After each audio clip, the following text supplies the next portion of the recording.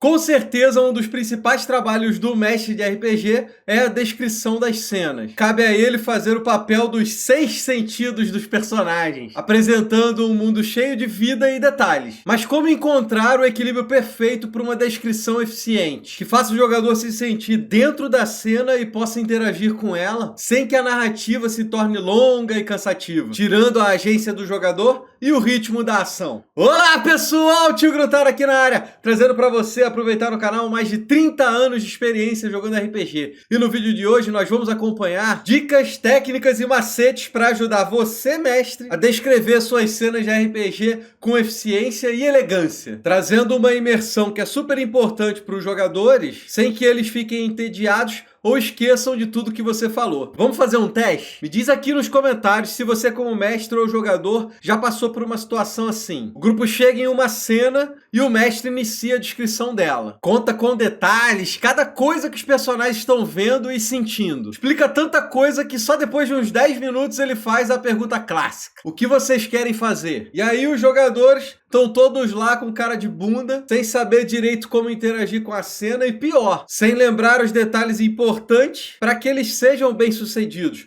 O que exatamente eles estão fazendo ali? E aí vem a pergunta meio sem graça do líder do grupo: mestre, o que a gente está vendo mesmo? O grande lance é que, para isso não acontecer, a descrição de uma cena de RPG deve ser detalhada o suficiente para que os jogadores se sintam parte dela, que eles possam visualizá-la e tomar as ações necessárias para o jogo andar. Mas também não pode ser tão longa a ponto de tornar a narrativa cansativa. E aí encontrar esse equilíbrio certo é uma habilidade importante para você narrar como mestre. E o foco do vídeo de hoje, da nossa série, tá totalmente em cima disso. E, deixa eu de cara fazer uma declaração polêmica aqui no vídeo. Não importa o quão sensacional mestre você seja, os jogadores só aproveitam de 30 a 50% das informações que você passa para eles. Então nossa ideia aqui é aumentar essa porcentagem ao máximo possível, ou então garantir que esses 50% vão ser de informações relevantes. Porque outro ponto importante na hora de descrever as cenas é pensar no objetivo desse momento para o grupo. O que eles precisam nesse lugar? Será que é convencer um NPC? Ou encontrar uma passagem secreta? O que os jogadores estão buscando nesse lugar? Porque moldar a descrição para atender aos objetivos do grupo é um detalhe que muitas vezes passa desapercebido, só que é super importante dentro do jogo. Um parênteses rápido aqui, antes de eu entrar na parte prática do vídeo, não é para pedir like não, é sobre o assunto. Muitos mestres utilizam apoio visual em forma de imagens para poder ajudar a descrever uma cena. E isso pode ser bom ou ruim, dependendo da situação. Quando você tem uma figura para exemplificar um lugar, objeto ou pessoa, isso facilita muito, a mensagem é passada diretamente, tá tudo certo. É o famoso uma imagem vale mais do que 1000 palavras. A parte ruim é que a hora que a figura é mostrada para os jogadores, acabou todo o mistério e também parte da beleza do RPG, que é justamente a imaginação de cada um. Quando eu falo para você imaginar um cemitério sombrio, cada pessoa que está aqui assistindo o vídeo pensa nesse cemitério de alguma maneira diferente. Cada pessoa vai montar na sua mente a imagem de cemitério sombrio. Alguns vão pensar nos mausoléus assombrados, outros em esqueletos levantando do túmulo, algumas pessoas vão ter imagens de lápides sob a luz do luar, e na hora que eu mostrar uma imagem de cemitério sombrio, acabou toda a subjetividade da cena. Todo mundo vai ver essa imagem e ela vira padrão, não tem mais diferença. Então usem esses apoios com cautela, porque algumas cenas são melhores sem eles. Nunca mostre uma imagem antes de descrever a cena. O que tem de importante ali, mesmo que seja brevemente. Eu, quando estou mestrando e vou colocar uma imagem dentro do jogo, primeiro eu faço toda a descrição falada e só depois eu mostro a imagem para eles. Já que assim, pelo menos aquele sentimento inicial eu já vou ter conseguido moldar. E é isso, pronto. Acabou o parênteses. Vamos direto ao ponto, que é focar no que você vai fazer na hora de descrever uma cena. E aqui estão os 3 pontos que eu considero serem mais importantes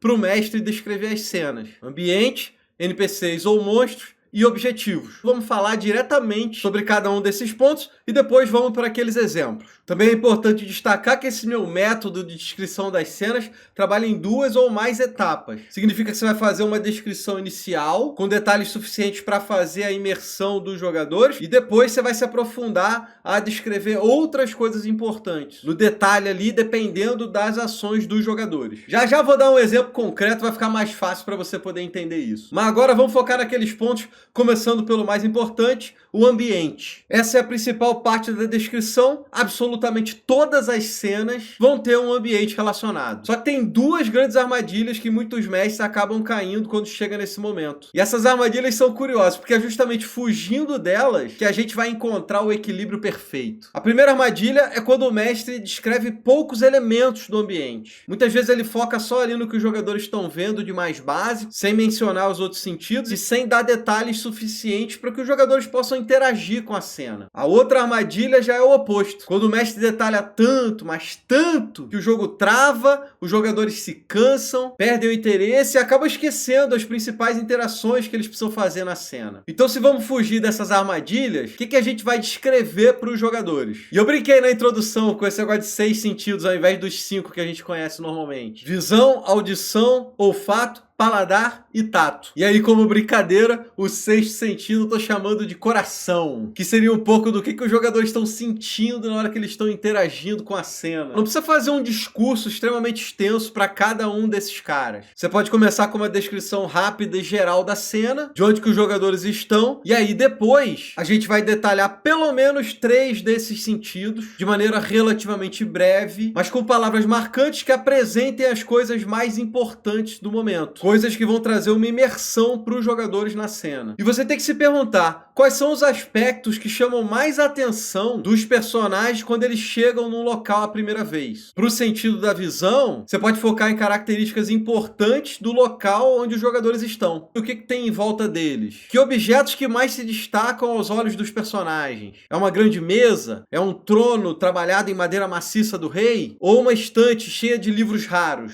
A iluminação também pode ser mencionada.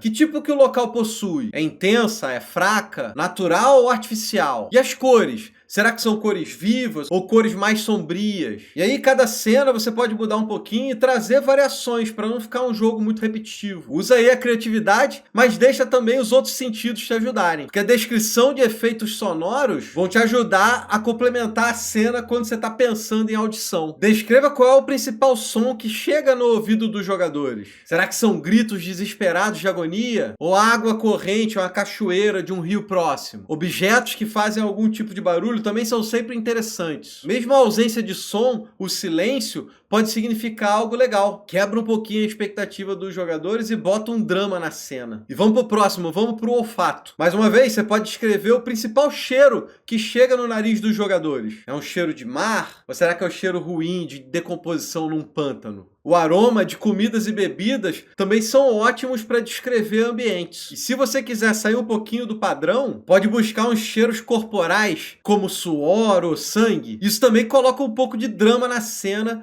e passa uma certa ideia aos personagens. Estamos quase lá, tá na hora do paladar, que não é tão fácil de ser utilizado porque depende do jogador experimentar alguma coisa na cena. Só que uma vez que isso aconteça, você pode descrever o gosto do que o jogador experimentou. É o sabor doce de uma sobremesa ou amargo de uma poção? Será que o sal tá suave ou tá tão carregado que não dá para comer de tão salgado? E você pode sair também do padrão um pouquinho, descrevendo as texturas dos alimentos. Podem ser macio, crocante, borrachudo. Pode dar aquela exagerada clássica. Por exemplo, nossa, esse pão aqui tá duro igual uma pedra. Bora pro tato, que também depende um pouco dos jogadores encostarem em alguma coisa para você poder descrever. Mas isso é um pouco mais fácil porque muitas cenas proporcionam isso. No mínimo, o jogador vai estar sentindo o chão embaixo dele. Você pode dizer se o chão é seco, lameado, molhado, escorregadio. Você pode também usar outras sensações, como quente, frio, ou sair do padrão, descrever, por exemplo, o toque macio de uma flor, ou de repente dizer pro jogador que ele encostou em algo escamoso, como a pele de uma cobra. E aí chegou a hora de falar do coração. O que os jogadores estão sentindo quando entram numa cena? E isso tem uma certa polêmica, porque tem jogador que não gosta que o mestre diga pra ele como que o personagem dele tá se sentindo. A galera diz que isso tira a agência do jogador, mas eu diria que não tem problema nenhum o mestre passar a sensação inicial e depois o jogador age do jeito que ele quiser. Afinal de contas, a gente nem sempre consegue controlar as emoções. emoções. Você não consegue controlar o sentimento que você tem ali na hora, aquele sentimento mais intenso. O que você consegue controlar são as ações que você tem em relação ao que você está sentindo. O que o jogador pode fazer é lutar contra as emoções, mas não o que surge ali.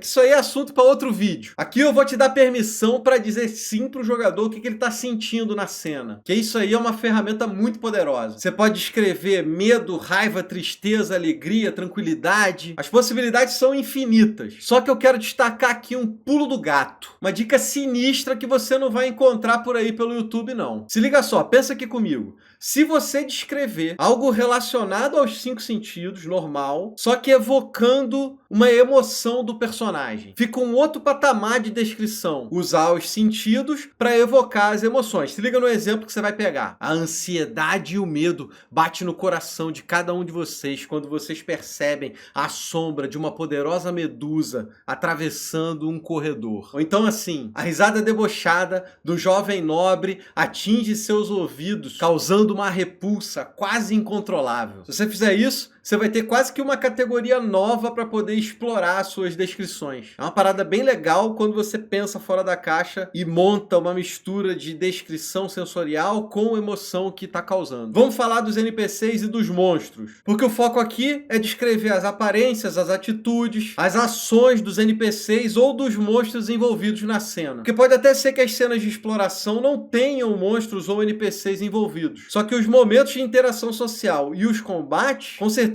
vão ter esses elementos e muitas vezes eles são mais importantes do que o ambiente que a galera tá. Então seu foco pode ser descrever de maneira mais breve onde eles estão e aí detalhar um pouco mais o NPC ou o monstro. Você vai focar no que é mais importante para ser o mais sucinto possível e não perder a imersão. Dá para usar os 6 sentidos como ponto de partida de boa para descrever os NPCs e os monstros. Você começa descrevendo como que eles se parecem fisicamente. Tamanho, cabelo, cor, vestimenta, traços característicos, tudo isso dá para ser comentado. Depois você pode partir para o tipo de barulho que ele faz. A barriga dele tá roncando? Ele tá bocejando? Ou é uma criatura sinistra que dá para você escutar a baba dela caindo? E o cheiro? É bom, ruim? Lembra algum perfume particular ou exala um odor esquisito de peixe podre, por exemplo? Já o paladar e o tato vão depender um pouquinho daquela aproximação, mas se acontecer, você pode descrever algum detalhe. E eu deixei para o 6º sentido, para o coração, o grande ponto principal e a grande diferença na descrição de NPCs e monstros para objetos e ambientes. Porque é claro que descrever o Capitão da Guarda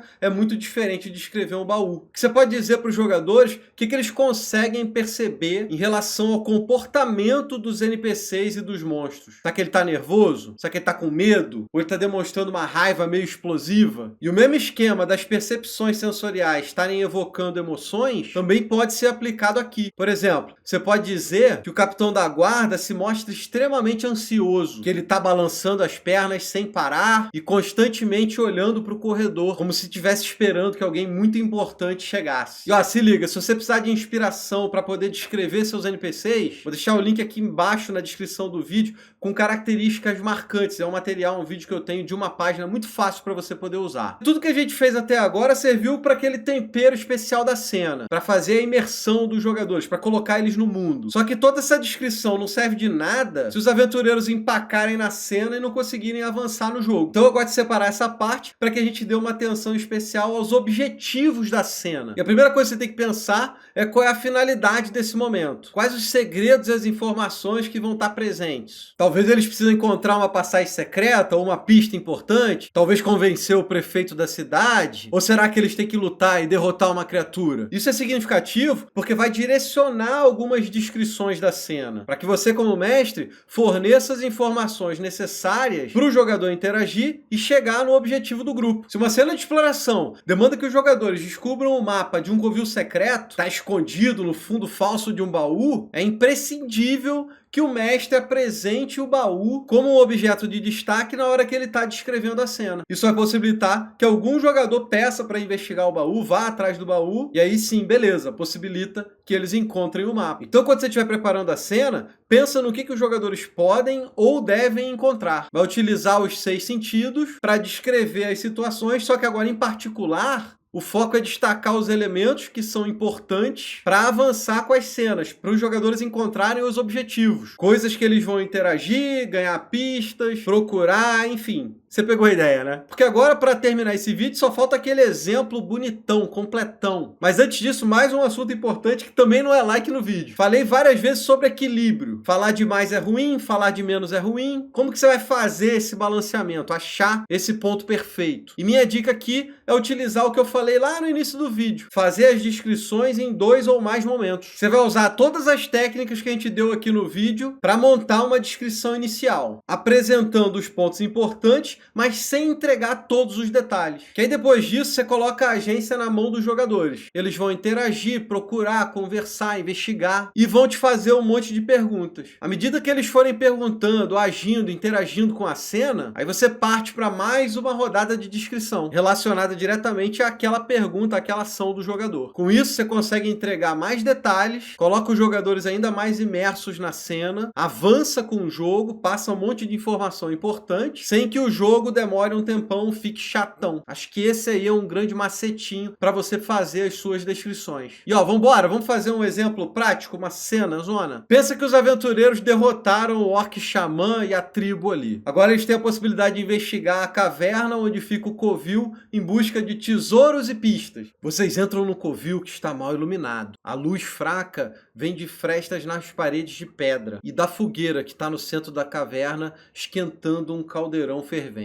O som do fogo crepita e estala, misturado com o som dos cozidos fervendo. Bloc, bloc, bloc, bloc, bloc. Vocês conseguem sentir o cheiro fedorento desse cozido e chegam a ter aquela ânsia de vômito percorrendo seu corpo. Do lado direito da caverna, existem vários panos e palhas, formando uma espécie de dormitório primitivo. Do outro lado, em um canto escuro, vocês veem uma pilha de ossos humanos. Parece que os orcs já haviam feito outros sacrifícios. No fundo do covil, um pequeno altar está posicionado próximo à parede. E atrás dele, nessa mesma parede, uma espécie de um banner com um símbolo curioso. E esse é o primeiro momento. Eu passei informações relevantes, imersivas e que demandam a atenção dos jogadores. Os novos detalhes só serão dados à medida que os jogadores investigarem o covil. Eu não falei qual era o símbolo no banner, eu não falei o que tinha no altar, nem se tinha alguma coisa aparente no meio do dormitório. Para saber essas coisas, eles vão ter que interagir. Vamos supor que um dos jogadores investigue o dormitório. O mestre então pode descrever a cena com mais detalhes. Pode falar que estão espalhados pelo chão panos, trapos, palhas, um pouco de couro, que isso daí forma umas camas primitivas. Pode dizer que o jogador está vendo pequenos insetos se movimentando, que o cheiro de suor e podridão é bem grande. E aí debaixo de um desses panos, o jogador encontra uma sacola. Dentro da sacola tem várias moedas de ouro e tem uma espécie de uma poção que parece ser especial. Aí o resto do grupo vai investigar o altar. Aí você vai lá e detalha para eles que o altar parece ser feito de uma espécie de mármore branco, tem várias marcas de sangue espalhadas em cima dele, o cheiro de podre desse sangue velho invade a narina dos jogadores, evoca pensamentos de que muitas pessoas já sofreram na mão desses orcs. E aí quando eles se aproximam, eles percebem que o símbolo que está no banner preso na parede tem o formato de uma garra esquelética. Esses orcs, eles fazem parte de um bando maior, a Horda do Necromante que assola a região e possui esse símbolo. Note que eu poderia ter dado todas essas informações logo de cara, logo que eles chegaram na cena, no covil. Era só agregar tudo isso na descrição inicial. Só que a ideia justamente não é essa, não é entregar tudo. A ideia é estimular que os jogadores façam as interações, que eles participem do jogo, que eles investiguem, porque tudo isso dá a sensação de que os personagens estão ali realmente participando, imersos na cena. E se você prestou atenção na cena, vai notar que ninguém foi olhar a sopa dos orcs ou então a pilha de ossos. Então os segredos desses pontos continuam ocultos. E ó, tá tudo bem. É natural que os jogadores não explorem 100% das coisas que estão na cena. Você tem que ter sempre isso em mente na hora da criação da aventura e da preparação dela, porque muitas vezes os jogadores vão perder as pistas. E você vai ter que encontrar um outro momento, improvisar uma outra situação para passar a informação para eles. Acho que os vídeos anteriores que a gente fez nessa série vão te ajudar um pouquinho em relação a isso. E eu espero de coração que esse vídeo aqui ajude você a descrever melhor as suas cenas. E se você conhece alguém que pode se beneficiar desse vídeo, Compartilha aí com ele, vai me ajudar pra caramba. Outra coisa que ajuda muito é se você não deu um likezão, puder deixar aí, faz uma moral absurda pra gente. Muita gente pediu a questão de um vídeo sobre balanceamento de combate. Então eu vou mexer um pouquinho na ordem dos vídeos que estava planejado, e o próximo vídeo da série Narrando como Mestre, o 7º, vai ter esse assunto. Como balancear combates de RPG, se é que você precisa balancear eles. Eu vejo vocês no próximo vídeo, vai ser esse de balanceamento, é só você clicar aqui pra gente continuar junto. Aproveitem o conteúdo do canal, tem muita mesa de RPG maneira, tem outras dicas, tem reviews, então se você ficar e der uma rodada pelo canal, tenho certeza que você vai se divertir. A gente se vê no próximo, aqui do lado, ó, clica aí. Valeu, abraço!